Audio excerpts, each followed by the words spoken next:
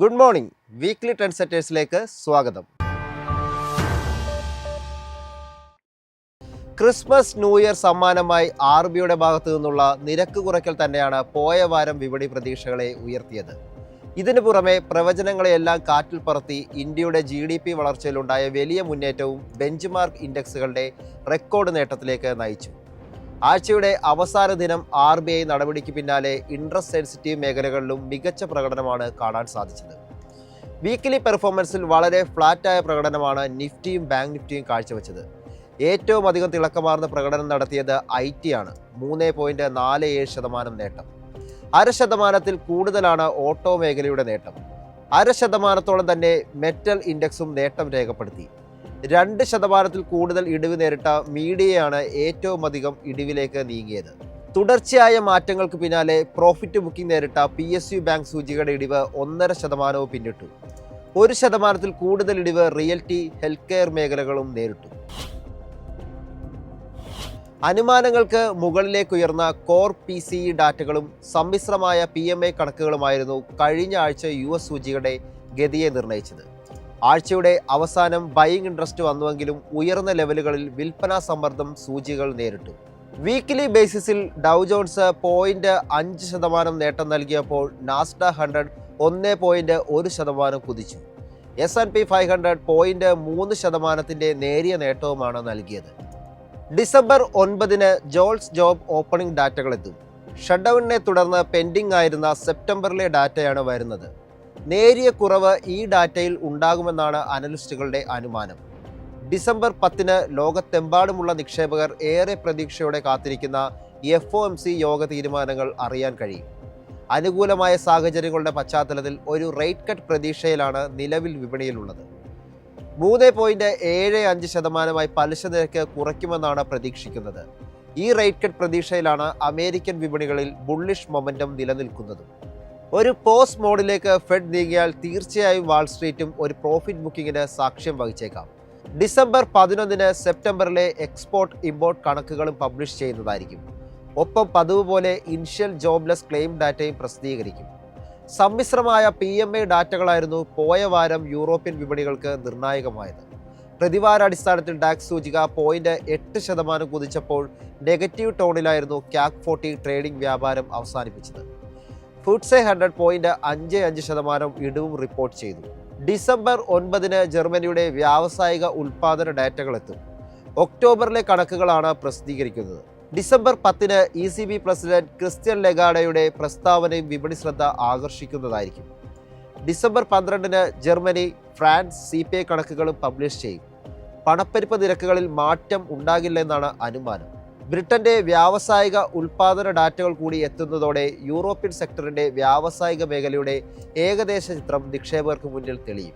Asian വിപണികളിലേക്ക് വരുമ്പോൾ December 7 വന്ന ജപ്പാന്റെ GDP കണക്കുകളും ഒപ്പം ചൈനയുടെ എക്സ്പോർട്ട് ഇമ്പോർട്ട് കണക്കുകളുമായിരിക്കും പ്രധാനമായും ഈ ആഴ്ചയിൽ ആദ്യം ഏഷ്യൻ നിക്ഷേപകരുടെ ശ്രദ്ധ ആകർഷിക്കുക. ഡിസംബർ 9 എത്തുന്ന ചൈനയുടെ CPI, PPI കണക്കുകളും പ്രസിദ്ധീകരിക്കും. നവംബറിലെ കണക്കുകളാണ് പ്രസിദ്ധീകരിക്കുന്നത്. തുടർന്ന് ഡിസംബർ 11 ജപ്പാന്റെ വ്യാവസായിക ഉൽപ്പാദന ഡാറ്റകളും എത്തുന്നതായിരിക്കും. ഇതും വിപണിയുടെ ഗതിയെ സ്വാധീനിച്ചേക്കാം. കമ്മോഡിറ്റി മാർക്കറ്റിൽ വില വർദ്ധിക്കുന്ന കാഴ്ചയാണ് പോയ വാരം കാണാൻ കഴിഞ്ഞത്. ബ്രെന്റ് ക്രൂഡ് വാരാന്ത്യത്തിൽ 0.51% ഇടിഞ്ഞ് ബാരലിന് $63.51 വ്യാപാരം അവസാനിപ്പിച്ചത്. സമാനമായി WT ക്രൂഡ് പ്രതിവാരാടിസ്ഥാനത്തിൽ 0.54% ഇടിവോടെ ബാരലിന് $59.71 എന്ന നിലയിലുമാണ് വ്യാപാരം അവസാനിപ്പിച്ചത്.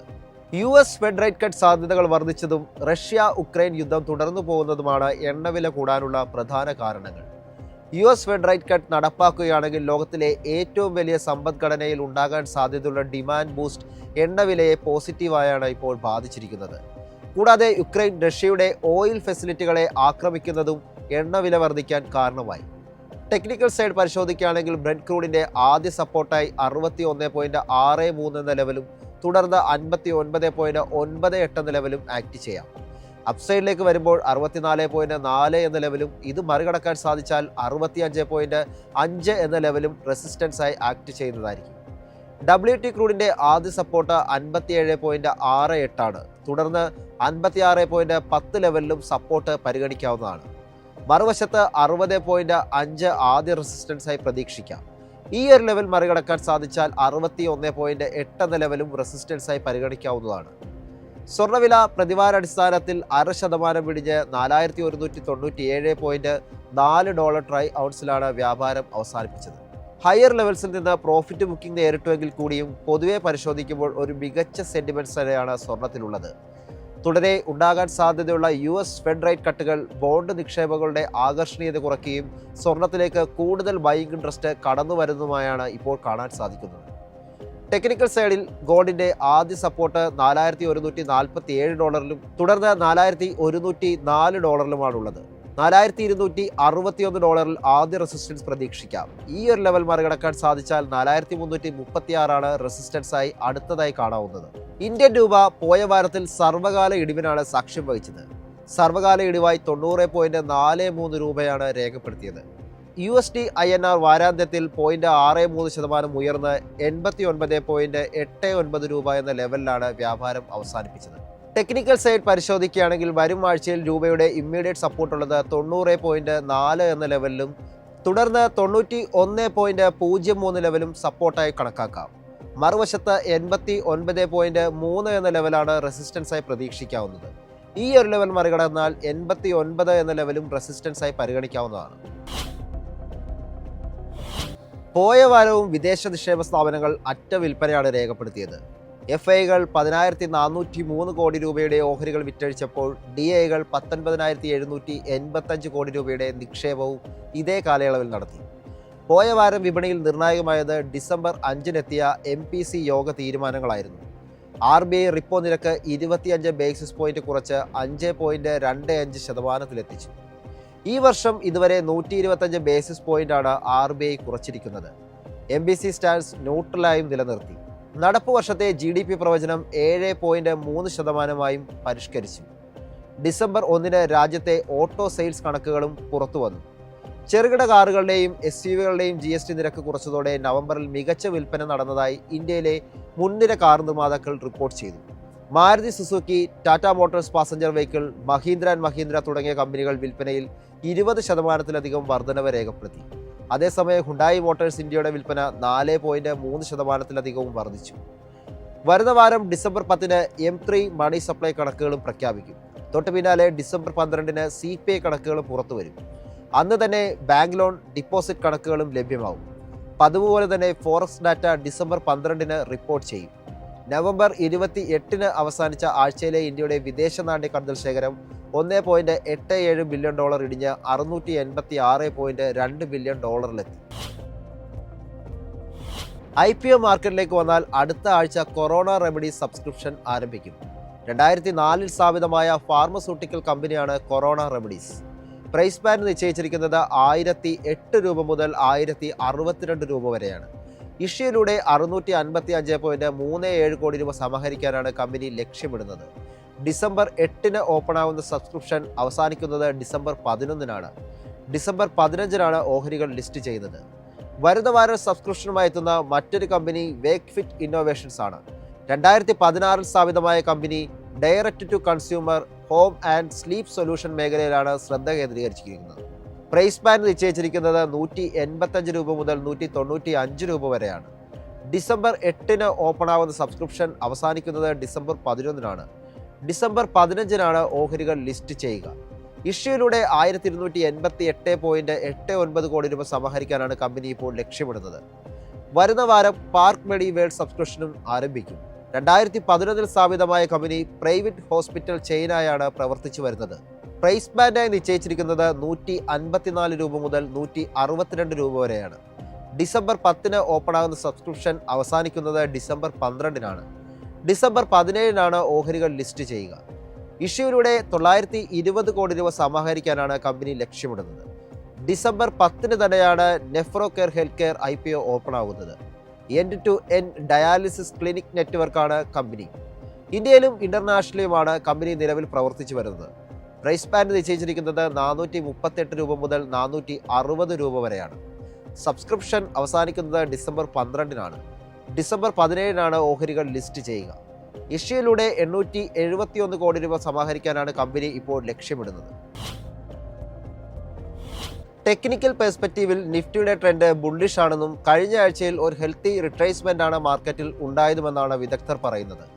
MBC മീറ്റിംഗിൽ റേറ്റ് കട്ട് പ്രഖ്യാപിച്ചതിന് ശേഷം 152 പോയിന്റ് ഉയർന്ന് 0.59% നേട്ടത്തോടെയാണ് വെള്ളിയാഴ്ച ക്ലോസ് ചെയ്തത്. 26,060 എന്ന ലെവൽ നിഫ്റ്റിക്ക് നിലനിർത്താൻ സാധിച്ചാൽ ഇൻഡെക്സ് 26,440 എന്ന ലെവലിലേക്ക് നീങ്ങാൻ സാധ്യതയുണ്ടെന്നാണ് അനലിസ്റ്റുകൾ പറയുന്നത്. RSI ഇൻഡിക്കേറ്റർ പ്രകാരം നിഫ്റ്റിയുടെ അണ്ടർലൈയിങ് മൊമെന്റം വളരെ സ്ട്രോങ് ആണെന്നാണ് LKP സെക്യൂരിറ്റീസിലെ സീനിയർ അനലിസ്റ്റായ രൂപക് ദേ പറയുന്നത്. അതുകൊണ്ട് തന്നെ 26,060, 26,000 എന്നത് സപ്പോർട്ടായി പരിഗണിക്കാമെന്നും ഈ ലെവൽ സസ്റ്റെയിൻ ചെയ്യാൻ സാധിച്ചാൽ വരും ദിവസങ്ങളിൽ 26,300, 26,440 എന്നത് റെസിസ്റ്റൻസായി ബ്രേക്ക് ചെയ്തേക്കാമെന്നും അദ്ദേഹം സൂചിപ്പിച്ചു. ഓൾ ടൈം ഹൈക്ക് ശേഷമുണ്ടായ ഇടിവ് ഹെൽത്തി ആയിരുന്നുവെന്നാണ് SBI സെക്യൂരിറ്റീസിലെ അനലിസ്റ്റുകൾ പറയുന്നത്. ഇവിടെ 20-ഡേ EMA ഒരു സ്ട്രോങ് സപ്പോർട്ടായി ആക്ട് ചെയ്തു എന്നാണ് അവർ സൂചിപ്പിക്കുന്നത്. ബാങ്ക് നിഫ്റ്റിയിലും IT-യിലും ഉണ്ടായ മുന്നേറ്റം മാർക്കറ്റിന്റെ മൊമെന്റം നിലനിർത്തി. പക്ഷേ സ്മോൾ ക്യാപ് ഇൻഡെക്സുകൾ വീക്കായിരുന്നു. 25,950, 25,900 എന്ന റേഞ്ച് നിഫ്റ്റിയുടെ ഇമ്മീഡിയറ്റ് സപ്പോർട്ടായി പരിഗണിക്കാമെന്നും അപ്സൈഡിൽ 26,350, 26,500 റേഞ്ച് റെസിസ്റ്റൻസായി കൺസിഡർ ചെയ്യാമെന്നും അവർ പറഞ്ഞു വെക്കുന്നു. ബാങ്ക് നിഫ്റ്റിയിൽ റേറ്റ് കട്ട് കാരണം ഒരു സ്ട്രോങ് റീബൗണ്ടാണ് കാണാൻ സാധിച്ചത്. അതുകൊണ്ട് തന്നെ 480 പോയിന്റിലധികം മുന്നേറി 0.82% നേട്ടത്തോടെയാണ് ക്ലോസ് ചെയ്തത്. റീസെന്റ് ഫോം ചെയ്ത ബുള്ളിഷ് ക്യാൻഡിലും ഒപ്പം RSIയിലെ റേഞ്ച് ഷിഫ്റ്റും ഇൻഡെക്സിൽ പോസിറ്റിവിറ്റി ഉയർത്തുന്നുവെന്നാണ് അനലിസ്റ്റുകൾ പറയുന്നത്.